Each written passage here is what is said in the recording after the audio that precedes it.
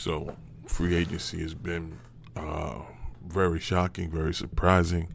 Spent last night thinking about this Jaylen Brown trade to the Sixers out of nowhere, sending Jaylen Brown from Boston to Philly, in division rival, to say the less. And I started to think like Jaylen Brown is a Finals MVP. He's a world champion for Boston. He just basically played 60 plus games without his counterpart Jason Tatum, who was hurt from an Achilles, and surprisingly, I had Boston as a 2 seed going into the playoffs. You know, they ran into Philly and did they normal. We shoot threes until we can't shoot threes no more, and that led them to a first round exit. But outside of that, Jaylen Brown was averaging 28, about six rebounds, some assists, basically top 7 MVP candidate to end the season.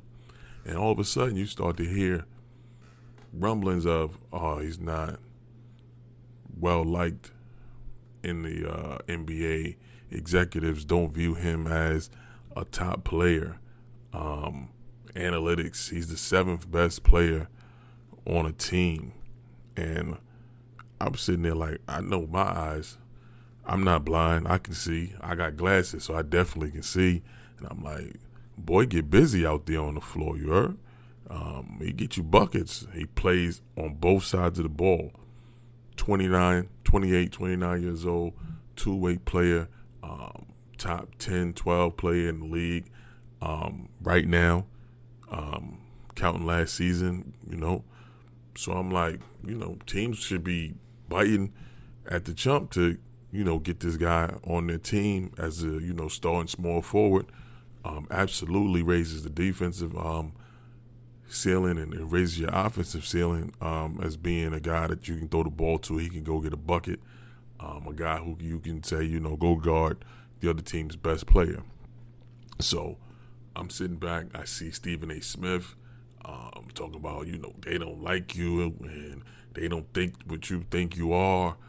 Executives don't see it. And I'm like, there's a concerted effort to, you know, downplay this gentleman's worth, and I'm not understanding what it is, because I've never heard him be outspoken where he was, you know, talking against people, talking about his teammate Jason Tatum, you know, loudly proclaiming that he needed his own team.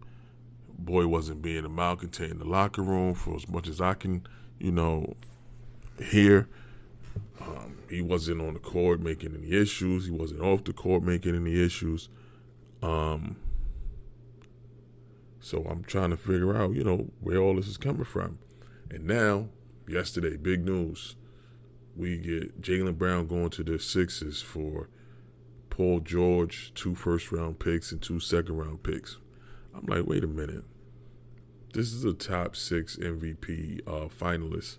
And you getting back a 37-year-old Paul George who can't stay out the hospital. You getting back 2 first-round picks and probably not even one maybe favorable, and 2 second-round picks. And I'm like, Giannis just went to Miami for a boatload of picks and players. And he was hurt the whole year. So I'm like, they really selling low on boy. And I'm trying to figure out, you know, this doesn't seem like a basketball decision. Seems to me like Jaylen Brown wasn't conforming, wasn't doing the status quo. And on his, you know, streaming service, he was speaking his mind. And you know how, you know, these old white owners, black, you know, athletes, you're supposed to stay in your place. You can't speak out. Can't be for, you know, Black Lives Matter. Can't be pro-black. You got to toe the line. Got to make sure that, you know, everything is in order and you yes, sir, and yes, ma'am, and yes, massa to them. So to me, this is deeper than just a team trying to come up off of a contract. He had 3 years left on his contract. He absolutely was playing up to his contract. So wasn't like he was underperforming and y'all overpaid. You know, he deserved the $300 million just like Tatum deserved the $300 million. But the difference between Tatum and Jaylen Brown is basically Tatum is what they want the face of the franchise to be. Quiet, smile, say the right things, PC, doesn't go against the grain. Whereas Jaylen Brown, they feel like, let's get him out of here. He's not really doing what we asked him to do. He's doing a lot of stuff that can be misconstrued. He's speaking out against the media when he goes on his Twitch account, speaking out against the media. And in this day and age, athletes have a voice. Athletes have podcasts. Athletes have the right to go and voice their opinion on what they believe and what they feel. So if, they telling you he's the seventh best player on the team, or, his value is not what you believe it to be, the eye test tells you somebody's lying.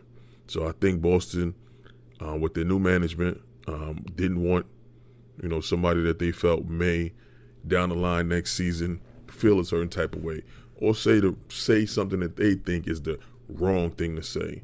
Because there's no way possible you tell me Jaylen Brown is on the table and the NBA is not giving you better return than Paul George, 2 firsts and 2 seconds.